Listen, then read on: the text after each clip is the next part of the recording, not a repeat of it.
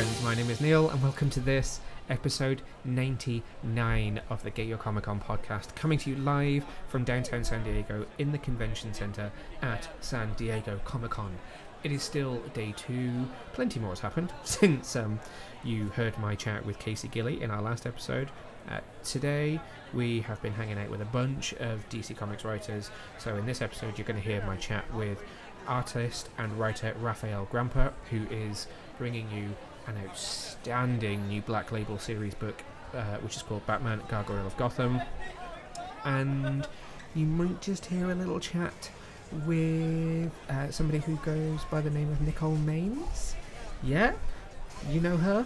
She is the star of Supergirl. She originated the first transgender superhero on TV with the role of Nia Nal / Dreamer, and has since brought the character into DC Comics. She's appeared in DC Pride, and in April 2024 will be starring in her own YA graphic novel, which is called Bad Dream, A Dreamer's Story, which Nicole is writing at the moment, ready for release, and we've seen some preview artwork from it and it looks absolutely outstanding. So you are going to hear from Rafael and from Nicole, two very special interviews which took place in the DC booth a little earlier on today. Very cool, very exciting. Also want to tell you about some other stuff which we have seen in the meantime. We just got out from DC's Dawn of DC Night Terrors panel, where Joshua Williamson, who is the architect of this event, and a whole bunch of the other writers and artists from across the Dawn of DC Night Terrors event were present and talking about what's happened in the first couple of weeks of the crossover event and what is coming up.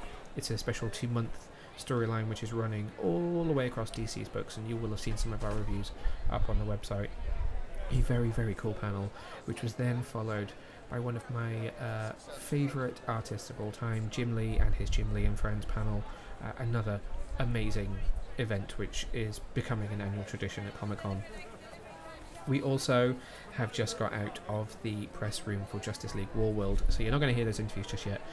I know I mentioned it in the last episode because we were getting ready to go in, but we have just interviewed 2 of the writers of Justice League Warworld. So that's Ernie Altbacker and Jeremy Adams. Also the film's director, Jeff Wamister, who I've spoken to on the phone before. And I finally got to meet producer Jim Krieg, who's worked on so many of the DC animated movies, and also Butch Lukic, who we've spoken to and you've heard before on this podcast. So they're going to be coming up very, very soon. I really just need to knuckle down and edit those videos. For now, though, let's start with Rafael Grampa, who is a wonderful writer and artist, and let's talk about his new Black Label book, Batman Gargoyle of Gotham.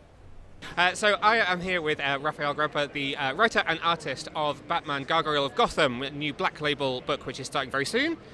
How did this start for you? Where did this come from? They started since I was a kid. I have a big relationship with this character. Yeah? Since I was a kid, it's a dream coming true, and actually the first ideas came up in 2010. Wow. When I didn't thought it was possible for me, like a beginner, to take Batman and do my own Batman. Yeah. You know, it was a dream. But at that time, DC invited me to do a black and white short story. And then I started to believe a little bit more about that. And I started to build stories, because to work with Batman and try to create our original story for Batman is so hard. Yeah. It seems like everybody already did everything. But when you start to go deeper into Batman's myth and legacy, and you start to find some places that it wasn't very developed yet. Yeah. You know, so this is the beauty of this character. We can do a lot, still can do a lot with him. And then I find the right story. So when I thought I was prepared, and that happened after working with Frank Miller in the Golden Child project. That time I have a meeting with Mark Doyle at DC Comics. And he asking me okay man, what do you want to do next? And I say, what do you think I want to do? Yeah. He say, okay, you want to do Batman? And I say, yeah. And he said to me, Yeah, man, I think after working with Frank Miller, you should write for yourself. And I said, that's the pitch. And I have this right now. Yeah. I said, so you have the pitch right now? Yeah. And I told him the idea like really quick, and he said, okay, man, just can you give me some images or like a little test? Like, oh, sure. And I was like already preparing that. You know? So I can say that it was developing through the years, you know. So I was confident enough to pitch it. That's so exciting, and not coming into kind of the main Batman book, going into your own Batman book. Yeah. That freedom must be so exciting, especially as a fan then as well, to go, okay, what does my Batsuit look like? What does my Batmobile look like? Yeah. How did you even start with like deciding on the look of your Batman? Yeah, it took a lot of time, but I used some of the elements I was already showing in my first version of my Batman, in the black and white version, and I tried to have a little more like a kind of grotesque and gothic concept, like kind of Geiger thing. Yes, I definitely got that vibe. You know, like because I think if Batman wants to make people scared, he needs to be scary a little bit. But at the same time, I wanted to include some sexy elements. So I think it was Jim Lee that told me that my Batman is grotesque, scary, but at the same time sexy. Wow. And I tried to do that, and that was great when he said that to me, because I think it's a good thing to pitch for the audience, like something that looks scary but at the same time attractive. Yeah. So that was my goal with that. And for the Batmobile, I brought the idea that it's not the Batmobile yet. It's the prototype of the Batmobile. It is the Blind Machine. Okay. So this is our car in the story. It's not Batmobile yet. It's a prototype of something that could be the Batmobile in the future, and he's just testing that car. He doesn't relate with the car yet. Yeah. He kind of hates the car, but he loves the car because it wasn't his idea. It was Alfred's idea. Okay, interesting. So, yeah. So we have some of these ideas. And you talked a bit at the Gotham panel. Was that yesterday? I can't even. I've lost track of days. Yeah, it was Thursday. Yeah. You talked a bit about introducing your own villains into this, and we got to see 3 of those characters up on the screen. Can you talk a little bit about those and bringing those characters to life? Sure. Yeah. Well, when I started writing that, I didn't have the idea to create a new rogues gallery, but Batman started to go to some ways that I just found that we needed different villains. Yeah. That Joker wasn't fitting, the Penguin, none of them. And I just followed Batman. Yeah. You know, I followed him, and he just presented me some of his worst villains, and it was new for me. And it was very organic, you know. When you do a Batman story, man, some very interesting things start happening. Some coincidences, you know. Yeah. I'm telling you. You mentioned a few of them at the panel the other day. It was fascinating. Yeah. I can tell the story later, but let's talk about the story first. But yeah, that happens. You know, some coincidences, some strange things, and like how the villains started to come, and some of the villains are old ideas. Yeah. I brought some ideas when I was younger, like 18 years old. Some characters that I loved and never finished. Wow. And I revisited some of my old ideas to see if I had something for Batman. Hey, this is good. Oh, this is nice.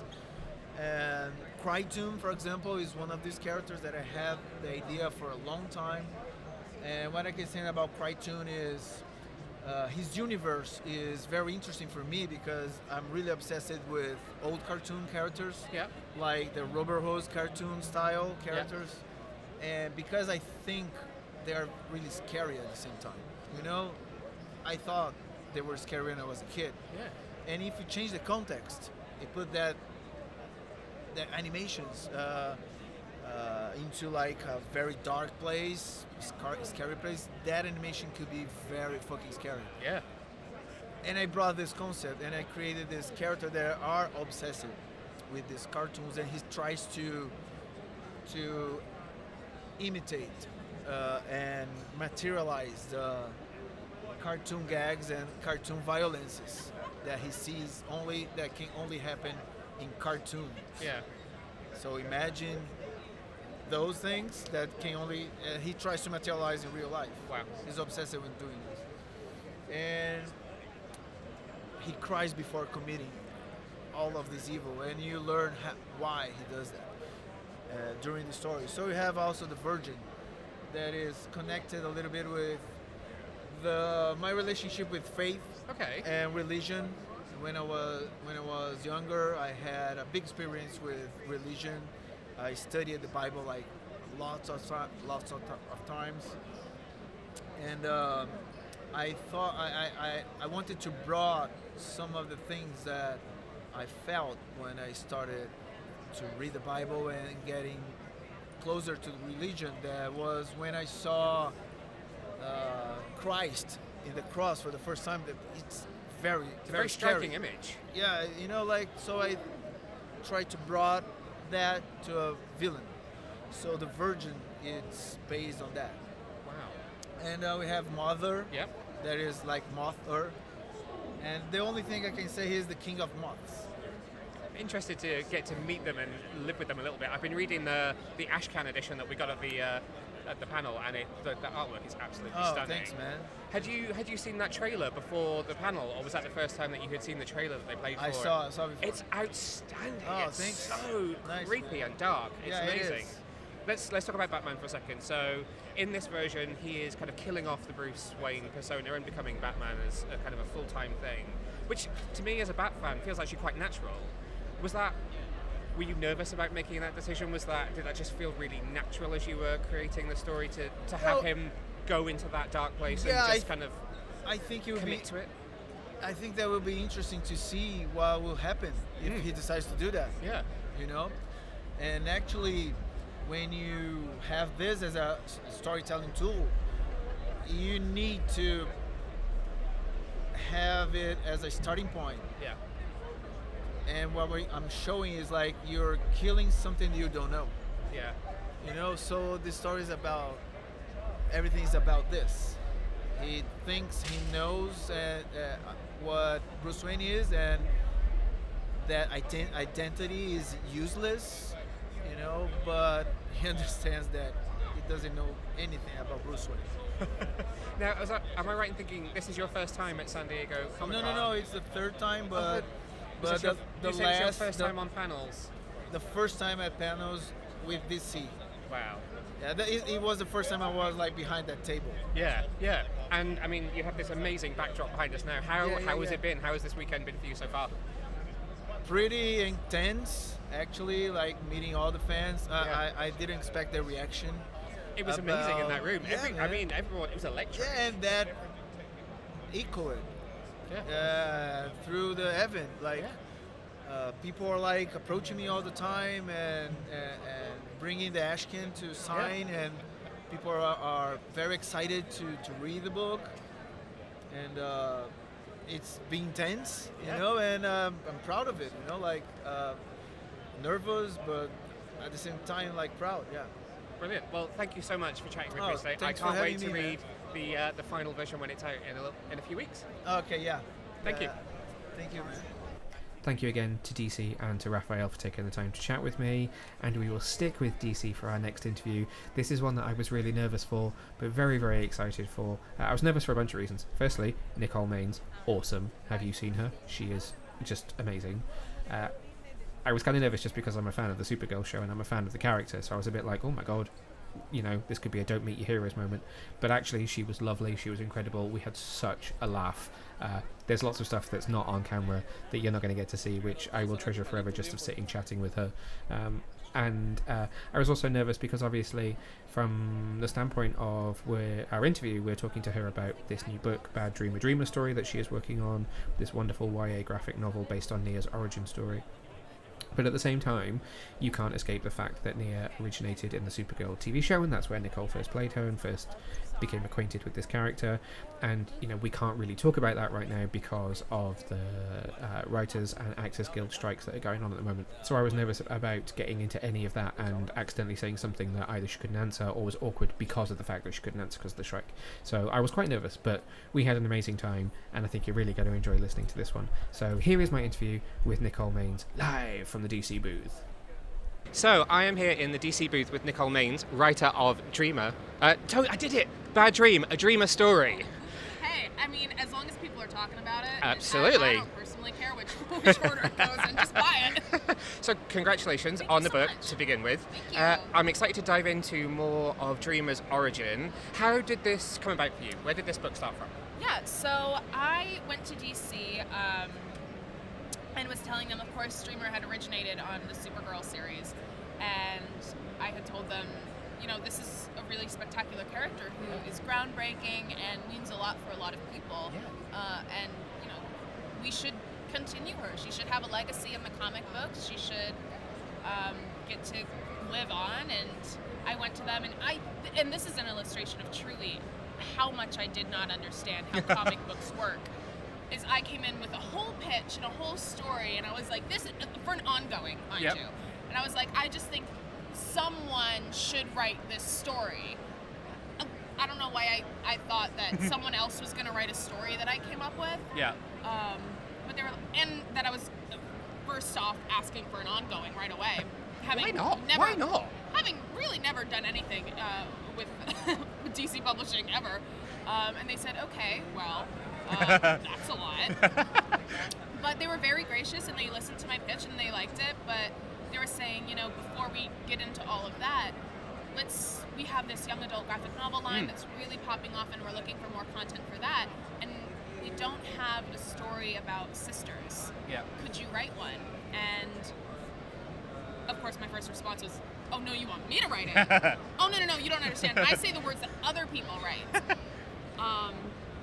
But then COVID hit, and I wasn't doing anything, and it sort of started into this quarantine project that has since grew, and now I've been writing it for 3, almost 4 years, and I'm ready to never see it again. I want to say it's my baby. I love it so much. I wake up every morning so excited. I might buy a copy just to burn it. Film that. If you do, film that. Exactly.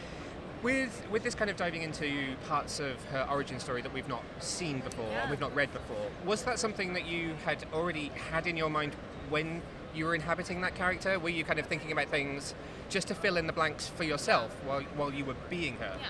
Well, this was to give her a whole new origin story, because of course now it's following her as a 15-year-old girl growing up in this town. I've taken pieces that people are a little bit familiar with and just expanded on everything, changed some things, and so it's entirely new. I think there are some things in this story that folks who are familiar with Dreamer will recognize, but it's accessible to people who have never heard of this character, who have no prior experience or history with her.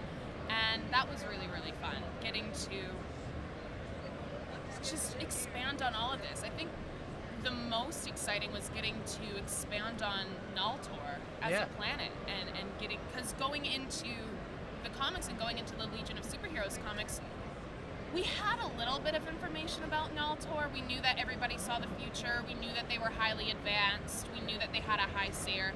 That was kind of it. There wasn't a lot of socio-political anything going on. So me being the lore-loving, world-building nerd that I am, I took a page out of my brother's book, who's an amazing DM. He does Dungeons and Dragons all the time, and so he has like just pages and pages and journals of world-building stuff, and so I was like, I could do that. So I started expanding on Naltor, and that was one of the things that was the most fun, and one of the things I'm most excited for in this story is the new way that Naltor is starting to be presented. That's really exciting. And obviously, I mean, you've already mentioned it, Dreamer was is a landmark character. Yeah. This was a watershed moment for superheroes in general. And we've seen her struggle with being an outsider for being an alien. We've seen her struggle with being a trans woman. Homegirl got a lot of identities. She'd go her. Go her. Come on, do you- intersectionality. Ooh. How do you distill? Maybe not distill. Maybe that's not the right word. But how do you bring that to a YA audience? Yeah. You know, honestly, head on and just talking about the issues in their entirety. Yeah. I think especially for a young adult audience and even younger audiences, I'm a big proponent of kids and young adults are way smarter than we've been giving them credit for, and they are capable of understanding these larger conversations. Yeah. Because these conversations, when you look at them, aren't really that large. We're still talking about the same principles that we all learned in kindergarten. You know, treat others the way you want to be treated. Yes, exactly. The golden rule. Say please and thank you. Wash your hands. Look both ways when you cross the street. Like, and my book deals with all of that. But it is something that I touch on a lot, and I think through the process of writing this book, the world has changed so much, and we have seen such a sharp increase in anti-LGBTQ, specifically anti-trans sentiment and legislation. And so as I've been writing this, all of this has been just occupying my mind, and I've been living in this environment, and it sort of started to bleed into the book. Yeah. And it became a catharsis for me. I was literally just about to say it must have been yeah, cathartic. It gave me an opportunity to address some of these issues, and having a queer cast, having Nia run away to Metropolis and meeting all of these queer girls her age who've been through similar things, having them get the opportunity to say all of the things that have been flying around in my mind. And it's truly just me having a conversation with myself. But it was very cathartic, and I'm excited for folks to read it. I think that queer readers are going to feel very validated by it, and I think cisgender heterosexual readers, regardless of, you know, if they're allies, if they don't know anything about the communities, I think this is a good, you know, dip your toe in to these waters and get to experience queer culture and get to begin to understand the conversations that are going on in queer circles in a really accessible, fun, superhero-y way. Let's just talk about the visuals for a second. So you've got Rye, Hickman. who Oh my is God. doing the Let me artwork. Talk about Rye Hickman. Rye is amazing, and I am obsessed with everything they've been doing. And every time they send in new pages, I am so excited. And they started drawing the villain recently, and she is everything that my young late 90s, early 2000s little gay self loved. Growing up with the, just the oversexed, sultry, I'm bad for the sake of being bad, goth girl. Love it. It's amazing. Oh, Rise is spectacular. And the way they do hair. Oh, really? Their just the hair is my favorite part of the comic. That's amazing. That's a random thing, but the hair always looks amazing. As a new writer as well, for you, seeing that come to life for the first time must be just incredible. Yeah, I mean, well, it's in this it's really spectacular because it's my first long form content that I've done. But of course, I've seen this process a couple of times now. I've done, of course, DC Pride. I've done Lazarus Planet. I did Son of Kal-El. So I'm a little familiar with that process of it doesn't stop being awesome. No, I can imagine. Well, it's new artists every time. And another one of my favorite things about writing for Dreamer is getting to see new artists' interpretation of her, getting to see the new ways they draw the suit, getting to see the new ways they draw the hair and the powers, and it's just been really exciting getting to see her take on other forms of different artist styles, and it's awesome. And you've been with her for 5 years now. I know. Which is incredible. Almost 6. It's mad. Yeah. I don't want to say ownership because that feels like the wrong word, but do you feel protective? Well, and legally it's the wrong word. Yeah, exactly. Here we sit at the DC booth. I own nothing. Do you feel protective? How do you feel about her after being on this really huge journey with her? She's my baby. Yeah. I love her. I mean, she's my baby, but also she is me, and Yeah, I am her. We are inseparable. Yes, exactly. It feels a little bit like an Elvira situation at this point. Who am I talking to? I don't know. Yeah, I am very, very protective of her, but I'm so fortunate to have been working with DC and have had them be as supportive of this character. Yeah. Well, no one's as supportive of her as I am, but to see them really rally behind her and asking for her more and more, including her in Lazarus Planet, giving her the opportunity to do more stuff that I can't talk about right now. Ooh. It's just been really awesome to see, and it feels like for a while I was sort of beating this drum by myself. Yeah. Now I look behind me and there's a whole orchestra, and I'm like, oh, well, this is nice and so much easier. This will be the Dreamer booth next year. Oh, absolutely. The D stands for Dreamer. Yeah. Dreamer content. Yeah, exactly. Boom. Well, that is all the time we have. Thank you so much. I can't wait to read the book. It was lovely to meet you. So awesome. Thank you so much, Neil. Thank you. Again, massive thank you to DC and massive thank you to Nicole for spending time, and I'm really looking forward to seeing her on the Books for Young Readers panel, which is happening on Sunday morning here at the convention. It's the last of the DC panels for San Diego Comic Con 2023. As I have said with all the interviews, you can check out the video versions over on our YouTube channel. If you enjoy them, please do like and subscribe, and I will be back after a good night's sleep for day 3 of San Diego Comic Con. So I'll see you in the next one, which will be the 100th episode. Bye!